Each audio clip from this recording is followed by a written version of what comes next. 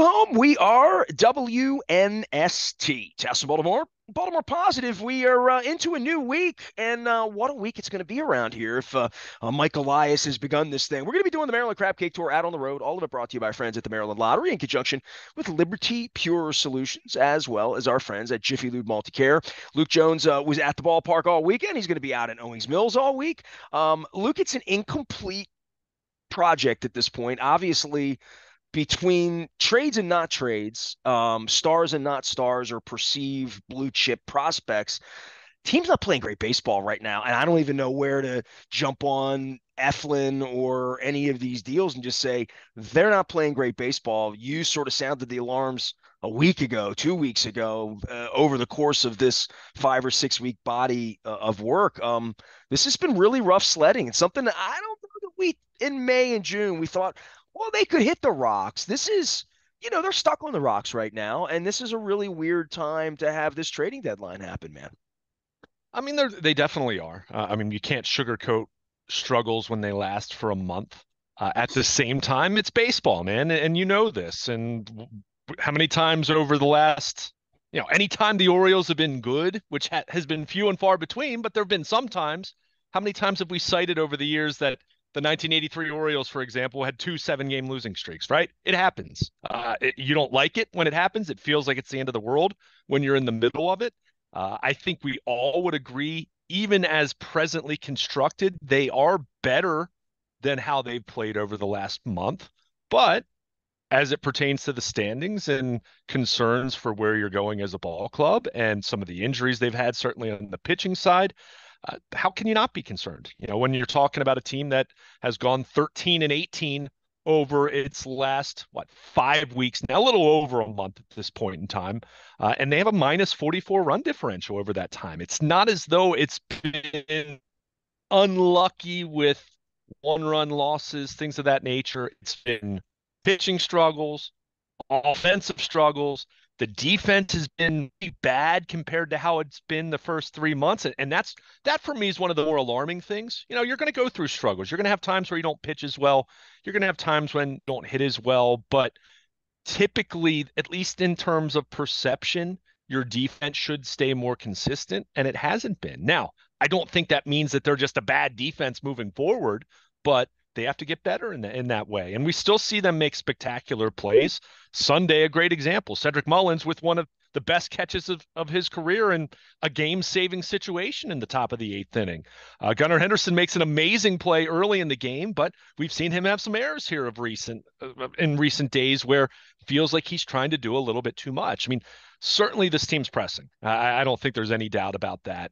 I think if you listen to Brandon Hyde's post-game press conference on a daily basis, you get an idea for that. So it's just, you got to plug your way through it, and you got to find your way out of it. And I think they will. If I could say one thing, Nestor, and I kind of had this epiphany over the weekend, I don't know when it's going to pay off for them. And I'm not saying it's going to result in a deep October run this year or a World Series this year, but I do think this last 5 weeks is going to help this team in a big picture sense from the standpoint of just how well things had gone for them overall over the last 2 years, right? From For the all time these they, young players, there's been very little struggle yeah, in that way. yeah, The way the fans have struggled. sure, These exactly. these players don't know from there. Austin Hayes does. He's in Philadelphia. He ain't struggling no more. But for the most part, these young guys, it got good and it stayed good. And despite all the pitching and losing all of that, and I just feel like it's adding up, as well as the heat of the summer, and then as well as, just to your point, Gunnar Henderson's getting a reputation for not being a good defensive player at this moment and piling up. Like, that's weird. That was something I would not have Yeah, had on my dance card in May, because speed and defense don't take a day off, usually. yeah, sure. And again, you look at the nature of the plays. I think more often than not, it's him trying to do too much. And look, he made a spectacular play early in Sunday's game, and you see that kind of play, and we've seen him make that play so many times. But at the same time, there is and the 9th inning was a good example of this. Sometimes put the ball in your pocket, right? Sometimes you live to fight another day, and that's what's going to happen on that front. So, I mean, but the overall point I was trying to make just a moment ago was I do think they are going to be better for what they're going through right now in a big picture sense, because you go through adversity. We talked about this very early, maybe not early in the season, but certainly in the off season. And we were talking about the Houston Astros, putting the trash cans and the cheating part of it aside, but going back to where they were in, say, 2015, and then going and looking at 2016, where they took a step back. They had some injuries and they didn't play as well, and they missed out. And so we've talked about a lot of times with development of individual players, how it's not linear. Team development is not always linear as well. So that's where I was saying, I do think in a big picture sense, and look, it might be next year, it might be the year after that. I do think what they've gone through over the last 5 weeks is going to make them better in the long run perspective. But when you're in the midst of it, when you're going through it, it's rough, but because everything you are doing, you begin to question. And you mentioned Gunner's defense. I mean, how about the fact that Adley Rutschman's been their worst hitter in the month of July? He's been awful. I mean, 120 awful, 125 awful, Well, whatever it is at this Mountcastle on point. top of that, not hitting the ball either. Sure. Well, I mean, and lots of guys. I mean, the reality is what Anthony Santander has tried his best to carry them over the month of July, but I mean, even Gunner, who hasn't been awful at the plate, but it's been a down month for him. Jordan Westberg, same thing for him, although certainly he's had his share of big hits. But none of these guys have had their absolute best month in the month of July. So it adds up. And then you talk about the pitching questions and the rotation and the bullpen. I mean, it really adds up, and you start to question everything about it. I said it a few minutes ago. We know this team has a much longer track record, even if you're taking into account, yeah, no Bradish and no John Means, no Tyler Wells, no Danny Coulomb. Even if you take all of that into account, this team still has a really long track record of being way better than they've been over the last month. So that's where it's alarming. Now, that being said, take a look at where they were when they finished up that series in the Bronx back in late June, when everyone thought that they were the best team in baseball and they were up to 24 games over 500. They had just beaten the Yankees in a series. They had just beaten the Phillies in a series. They were actually in second place at that point in time still, albeit I think it was a half game out or whatever it was. So even in going 13 and 18 over their last 31 games, and even as ugly as it's looked, they're still better off in the standings than where they had been. So that's not an excuse, or that's not to say everything is fine and they're going to be okay in every single phase that we just talked about. But it does give the perspective of, as bad as things have gone for them over the last 5 weeks, they're in no worse shape from a divisional standpoint.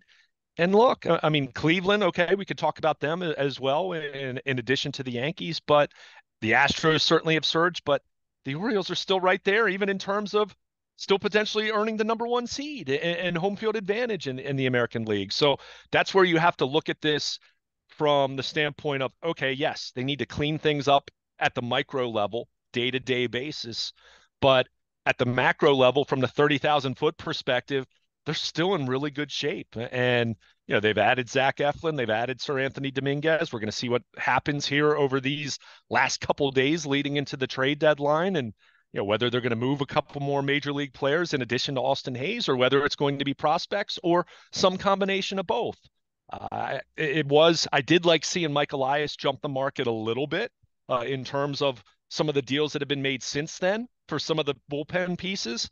Some teams have paid quite a bit, whereas I think the Orioles, with what they've paid to this point in terms of who they've given up, not that Sir Anthony Dominguez is the best reliever on the market, and not that Zach Eflin's going to be the absolute best starter dealt, but I think they did do well for themselves. Time's going to tell, right? I mean, we've talked about this. Some of the best trades out there that are made at the deadline on a yearly basis end up not working out, and some of the less heralded trades that no one really talks about end up really paying dividends. So, but beyond that, beyond the trade deadline, yeah, they just have to, the guys they have, the guys in that clubhouse have to start getting back to where they were in June and May and April and all of 2023, because they've been that good for that long, that they have a track record. There's no reason to think that this is who they are now, right? I'll still bet on the much longer or the much bigger sample size of them playing better baseball, but got to get back to it. And some of that might be that, hey, Sir Anthony Dominguez has pitched in the postseason, and he understands how that works. Same with Zach Eflin. So they've brought in a couple of veteran guys, and we'll see if they bring in anyone else that has some postseason perspective and experience to say, hey, we're okay, guys. This is all right. We were with the 2022 Phillies who fired their manager earlier in the season, and we ended up in the World Series that October. So it's a reminder that no, the goal is not to go to just win 100 games and be the number one seed. That doesn't assure you of anything, and the Orioles understand that. But they do need to start playing better baseball, and it was nice to avoid a sweep on Sunday, but nothing they're doing right now feels easy. And when you're in that kind of space, it can be a grind going to the ballpark. And even Sunday's win was an absolute grind as they nearly blew another 6-0 lead for the second time in the last week. Luke, you can imagine as the guy who's not in the locker room, the guy who's been kicked out, that when Austin Hayes goes to Philadelphia and starts popping off about problems, this is exactly why Jennifer Grandal and Greg Bader and the Whistler don't want people like me around, because the stories don't come out when there's only you and three other people there, and you're only in the locker room some of the time, and everybody's sitting around the manager is Rock Kabako or Kevin Brown or employees. Like, that's never going to be reported that anyone is disgruntled, that there's a problem, that there's clubhouse issues. Sounds like there's clubhouse issues. Sounds like that crowd in the outfield that we talked about so much creates bruised feelings. I've been around the sport 35 years, most of it on the inside. That's pretty typical because somebody's coming to take in my job. I mean, Joe Flacco and Lamar Jackson were not simpatico when Lamar was taking Joe's job. So there's that. Then there's losing. Then there's going someplace else and saying it wasn't the happy little village over there that we saw on Masson. It was probably a little bit more like what Kevin Brown went through last year. And we only found out about that once he was off the air for 3.5 weeks and somebody popped off and it wasn't him. So this gets into, if this were the Mets clubhouse, if this were in a different place with different media, different stories would happen. It never happens in the Banner. It never happens at the Sun. They're all beholden and, quite frankly, neophyte when it comes to covering sports for 20, 30 years to get into the tentacles of all that. I don't think it's possible anymore, but I do think when it happens and when we're witnessing guys losing their jobs, there's going to be friction, bro. There's going to be. I mean, there's going to be friction, but Even when you're winning. but correct me if I'm wrong. What did Austin Hayes say that he popped off? I heard the comments. The comments that I've seen fans Just run we're just with in a better place, he said, right? I'm in a place where I can still win he the World said that Series. I think I have an even better chance of winning a World Series here. Who has a better record? The Philadelphia Phillies. Who has a better roster, more complete starting rotation, better bullpen, and we can debate the offenses. The Philadelphia Phillies. What did he say wrong? I think, and I'm not saying you, Nestor, because I think this is a lot of conjecture on social media. I look, Well, if they were beyond winning right now, if they were 18 and 13 sure, right now, but I would think might but I not think come we're up, right? but I think we're trying to conjure a story that may or may not be there. Where's the evidence? I didn't hear anything, Austin. I had no problem whatsoever with what Austin Hayes said. First of all, the Orioles traded him. So this idea that Austin Hayes badmouthed the Orioles is nonsense. I heard the comments that he made. He made a comment that was complimenting his new team, which has a better record than the Orioles, has played better baseball than the Orioles, has a more complete starting rotation and bullpen than the Orioles. I didn't hear him trash the team whatsoever. So And he kind of knew honestly, he was getting dealt, right? I mean, it almost sounded like he's like, "You can deal me," I mean, like I think he knew it's possible. these are all young guys. Most of these guys haven't been dealt, right? Most of these guys. Sure, Yeah. sure. And look, I mean, again, I heard the comments, and some of the stuff I saw over the weekend. I'm like, where's this coming from? It would be news to me. And look, just in the general sense, the common sense notion of you've got a crowded roster. Sure. Does that mean that it's a dysfunctional clubhouse and guys aren't getting along and things of that nature? That would be news to me. And look, I mean, if someone wants to show me a definitive report suggesting that something is awry, then fine. But I've just this feels like it's been more a game of telephone over the weekend where, some fan mentioned something that Austin Hayes said, and then the next guy says, "Oh, well, that he seemed disgruntled and he seemed to imply that things were problematic." I just I'm not sure that that exists. They're struggling. He didn't seem unhappy to leave. Maybe that was the issue, and that was because Oh, of he at wasn't bats. And playing.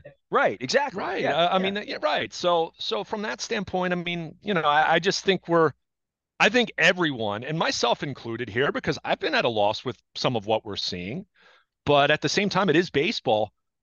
I think we're reaching for reasons why this is happening without acknowledging that sometimes these things do just happen. And it's why baseball is I'll tell the you why it's ultimate day to happening. They don't day. have Bradish. They don't have Means. The bullpen's It's part falling of it. apart. Like Those guys they're don't swing the tired. bat, though. It's summer. Yeah, The other teams are good too. Like all of that. So I'm not as down. I don't believe they're a 13 and 18 team. I don't believe they're sure. sub five. I think they're a very good team. But I think this is when the gut check happens and when some of those football teams that start the year 7-2 become 7-5, Hmm. some of them end the season 8-9.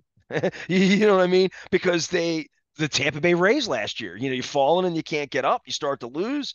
I don't think there's any institutional DNA here that anyone remembers. They're getting rid of the guys that were losing, like Austin Hayes. And I mean, most of these guys only know winning and they're young and they only know that in the big leagues, and they don't know from everybody getting tapped on the clubhouse and seeing how different the clubhouse is going to be next week than it was last week, and how different Mike Elias wants to make it, and then how many bullpen guys and how many guys on the fringe of the rod, the Uriases and those guys. Mateo now injured, but how much it's going to change, how much that 24, 25, even getting into a month from now, they're going to expand, like whatever those numbers are. Um, those are my guys. And there's Yeah. an organizational part of being young and coming up where you recognize everybody. I would preach calm. I would say, chill out, let the new guy pitch a little bit, get through the doublehead, get through the week, um, and stay in first place. I mean, that would be psychologically. They get swept here this week and wind up inside. That's a psychological thing. They don't wake up in first place anymore. But this is where the book gets interesting. If they Yeah. win a Super Bowl, win a World Series, this is where the book gets interesting. No, I agree with you 100%. And again, I was pushing back not at you, but just that general chatter that's been out there over the weekend where I'm just like, where is this coming from? Like, I don't see I I took nothing of that from Austin Hayes. I took it from Austin Hayes wasn't playing, wasn't really performing at a very high level, didn't have anything negative to say. If we're going to sit here and try to, and when I say we're, I don't mean you and me. I just mean anyone who's connected to the Orioles in any way, fan, media, whatever. If we're going to sit here and interpret him saying, I think I have an even better chance. He didn't say I now have a chance to win a World Series. He said I have an even better He chance to win the World seemed Series. excited to be As he gone. should be. As he Yeah, he should. seems Well, excited to be well, gone. And well. that's not exactly the way we conjured up in Maine. We're trying to get him at bats and try to get him out of a slump. Yeah. But because you and I talked last week, these guys are going to get tapped on the shoulder. Like we knew, talk about Trey Mancini a couple. I go back to BJ Suroff crying, right? Like Right. these guys are going to get tapped on the shoulder, and it's going to change things. And how it changes things when they're winning, that you like, hey, don't fix what's not broken, right? It Yeah. feels a little broken right now. So Humpty Sure. Dumptying this thing back together again. This is where Elias and specifically Hyde really show leadership to a bunch of young 21, 22-year-old guys and Anthony Santander and Corbin Burns. They have a couple of grown-ups, mostly young guys.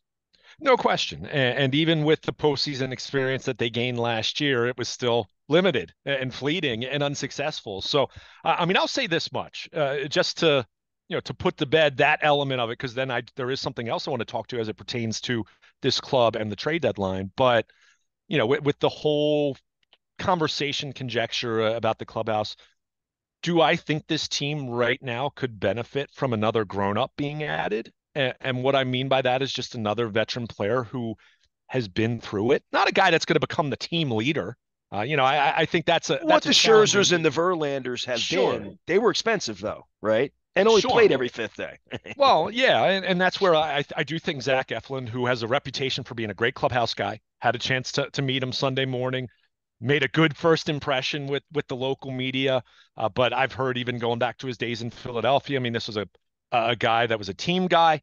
A couple years ago, ended up pitching out of the bullpen for the Phillies in that postseason, and still ended up earning a nice payday with the Tampa Bay Rays, and acquitted himself well there. He was a sixth in Cy Young Award voting last year. Hasn't been quite as good this year statistically, but has still been the kind of guy who's going to take the ball, give you 6 innings. He doesn't walk people. Go look at his walk numbers. I mean, that's one thing that will be refreshing.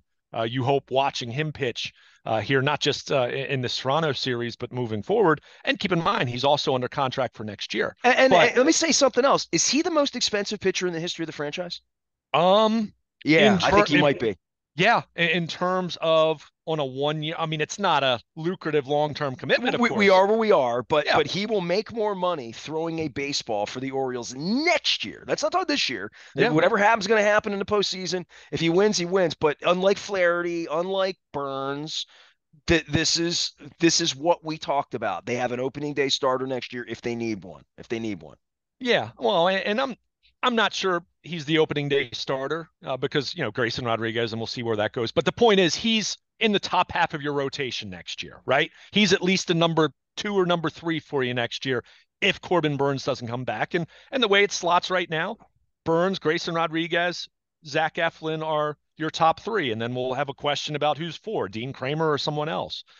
But just the But he overall. is it from the starting pitching. You don't expect them I mean, some sort of weird rental, but any rental they would have, you might as well throw Suarez out there.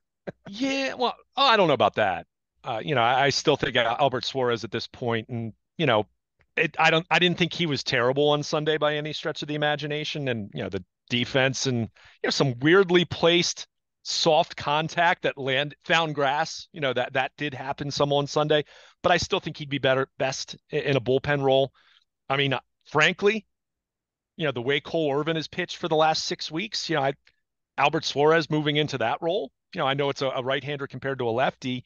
I wouldn't be opposed to something like that. So, I'm not going to sit here and say that I'm not expecting another starting pitcher move. I mean, if I had to bet one way or the other, I'm probably going to lean no, but I think they're still talking. They're still looking. Uh, I think a new name that's kind of emerged late because he got off to such a bad start, but he's pitched really, really well the last few times out is Blake Snell. I think that's whoever gets him, that's an intriguing acquisition there. He's got a player option for next year, so obviously that's a factor for any team. But to go back to Eflin for just a moment, one thing that I thought was interesting about the moves they made on Friday, one, the obvious being that they dealt from their major league roster in Austin Hayes in the Sir Anthony Dominguez trade, but they also, with the Eflin acquisition, they made a commitment beyond just a 1 year proposition. Now, it's some change and then next season, 2 months and then next season, but it's an $18 million commitment for 2025. It's not as though they won't have, it's not as though that represents a dramatic upgrade in payroll because Burns's money would be coming off the books, presumably Craig Kimbrell money coming off the books if you don't exercise the option there. But it still represents something that I'm not sure that's the kind of deal that would have been made under previous ownership. So Fair enough. That needs I to be don't, said. yeah, and I don't, and I'm not sitting here saying ready to throw a parade for Rubenstein Well, for that because hang on a it's not. second. They've never really been in a position to ask John Angelos, do we want an $18 million starter next year? Usually it's off season. Let's go get a $10 million. Yeah, Let's go get a Kyle Gibson to figure it out in February. But to do this a year ahead of time, they've never been in a position to make well trade they could, deadline deals. They've never been good enough to go in that direction to get a starter next year. but they could have done that last year. They could have done something like that. I mean, there are always guys out, Well, and that was this the is Dylan something. Cease thing last year, probably as Well, much as anything. but that was much more of a prospect cost. What I'm talking about here is you can make moves and you can cast a wider net to add talent, and we've talked about this for several weeks leading into the If trade you want to deadline. take on money. If you're willing to take on some money, and look, no one's saying take on a $150 million contract necessarily, although certainly there are probably moves you can make if you're willing to do that. But generally speaking, teams that want to get rid of $150 million contracts is because a guy's not performing at a $150 million contract level. But I did find that interesting. But the other part of this I want to talk about, and this ties into clubhouse culture, some of the conjecture that's been uttered over the weekend with the Austin Hayes comments, which again I think were a massive nothing burger that fans took offense to, that I didn't. I heard it and I don't understand. But it's the internet, right? I mean, nuance can be lacking in many circles. But I do think what's fascinating, and this came into focus on Sunday, two of the big names that have been mentioned about, in regards to the trade deadline, and two names that have been mentioned in terms of potentially being moved: Ryan Mountcastle and Cedric Mullins. Now, do either of these guys have a long-term future with the team? I think it's pretty evident at this point that that answer is going to be no. Cedric Mullins has one more year of club control and will be a free agent after 2025. Ryan Mountcastle, 2 more years. But Ryan Mountcastle, we know Kobe Mayo is at AAA Norfolk. They have other guys who can play first base, including Ryan O'Hearn and Anthony Santander, depending on how you want to do things. But we saw on Sunday, Ryan Mountcastle and Cedric Mullins were the two biggest individuals responsible for them winning the game, with combined 6 RBIs. And in Mullins' case, a phenomenal catch in the top of the 8th inning that really could have been a game-saving play. I mean, we don't know how it plays out after that, but it's a 6-5 game at that point in time. So I think if you're Mike Elias, and this ties into all of those questions about leadership and culture and veterans, and is the sky falling or not right now, and just the overall vibes of a rough 5 weeks that they've had, where I do think it's you're in a position where you have guys that probably aren't long for the roster, but that doesn't mean that right now is necessarily the time to move on there. And look, we're 48 hours from now, we're going to have clarity on if any of these other veterans are gone or not, right? But in the interim, you do question, okay, how much is too much in terms of turning things over to some of the younger guys? And, I don't say that to pick on anyone individually, specifically Adley Rutschman and Gunnar Henderson, who are the two best players on this team when everyone's healthy and going right and all of that. But, you do look at this and say, do you want to turn over the roster that much? So that's where we look at this. And Sunday was a reminder of, okay, Austin Hayes wasn't really playing much anymore. But for the most part, Cedric Mullins, now he's not a 7-day-a-week player anymore, but he's still playing a lot. Ryan Mountcastle he's been lower in the order in recent weeks, and he hasn't been hitting over the last 5 weeks, maybe even longer than that if you go back and look at some of the numbers, but still in the lineup most nights. So that's where you look at this and say, look, I'm not opposed to trading those guys. You heard me start talking about the possibility of them dealing veteran players a month ago, in terms of that might be a way to, kind of massage your roster churn, that you don't want to deal all your prospects, but you can still get some talent for some guys that are going to be gone or potentially non-tendered or traded in the offseason. But at the same time, these are still veteran guys. These are still guys that are part of your clubhouse makeup and your chemistry and all of those buzz terms that we tend to use about teams, that, it's difficult to quantify, but that doesn't mean it isn't there. That doesn't mean it doesn't matter. So I think my point is, if you're going to move a Mountcastle, if you're going to move a Mullins in addition to Hayes, and I don't think Mike Elias's goal is to deal all those fringe veteran guys at this point in time, but I think you got to be really careful in how you do it. I think you need to be careful in how you proceed, because if you just completely turn it over to the young core, especially counting on some guys like Kobe Mayo, or I'll even throw Jackson Holiday into that category, who are completely unproven or haven't even gotten any major league experience, I think that's asking a lot. So we're going to see how it plays out. Look, if the right deal comes along, then sure, you do it. And I think in the case of Hayes, they got an upside rental reliever in Sir Anthony Dominguez, who Go look at his postseason numbers. Pitched lights out for the Phillies in October, the last couple years, and they got Pache, who is not much of a threat with the bat at this point in time, and is a former top shelf prospect that didn't really pan out in the way that a couple teams envisioned him panning out. But great defender, good speed, and different position because he's an outfielder, but he might fill that Mateo October role, potentially pinch runner, defensive replacement, those types of things. Or he could be DFA'd in a few days if they end up adding another outfielder.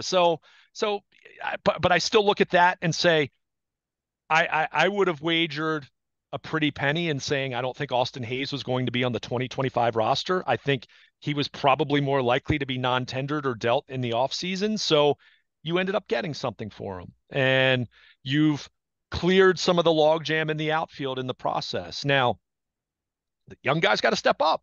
Colton Cowser, who the bat's woken up here over the last 10 days for him. So that's been good to say. It's good to see. They need to get Heston Kjerstad going again, post concussion lists. It's been a little rough go of it for him. So anytime you're making these moves, you need other people to step up. But, I think it's a fascinating dynamic. And I think the trades that we saw on Friday, not even knowing what else could happen between now and Tuesday evening, but those moves we saw on Friday really signaled some shifting in approach for Mike Elias in this organization in terms of dealing an established veteran in one case. And then in the case of the Eflin acquisition, they dealt three prospects who promising, but certainly not their top shelf guys by any stretch of the imagination. And they take on some money, which, is something that we hadn't seen them do to this point in time. So did it move the needle dramatically for the World Series hopes? Time will tell. I'm not going to sit here and say Zach Eflin is, a stud ace pitcher, but he's been through it, and I think he's a good clubhouse guy, and I think he's a really high floor kind of, high command, dependable starter that is going to, at the very least, give them a number 3 starter in the postseason. And we'll see about Dominguez, who has at times been, even in the closer role for Philly a couple years back at times, hadn't been quite as good this year, but, we'll see what a fresh start does for him. But, it's fascinating, but forget about the trades for just a moment. They've got to get back to playing better baseball. And even Sunday's victory, there were still choppy elements that didn't leave you leaving the ballpark feeling all that much better than how you felt arriving on Sunday morning. Luke's at the ballpark. Luke is in Owings Mills. I am checked out and into Ohio, but I'll be back on Tuesday before the trading deadline. We're going to be here all week long. Luke's going to be out on the interwebs. You can find us as per usual. And of course, Ravens camp heating up as well. We'll get some words on that a little later on. I did a whole lot last week with the business of baseball, where the franchise is, where Mr. Rubenstein's money would be, and an $18 million pitcher for next year, as Luke pointed out on Friday and wrote at Baltimore Positive, a departure, just a departure. And these are new times. And this the fact that everyone is zoned in on this trading deadline, zoned in on first place, into the baseball team at a time when the football team's throwing the football around, and Lamar's had some health issues as well. We're a baseball town. It's almost August. I'm Nestor. He's Luke. Stay with us. We're BaltimorePositive.com.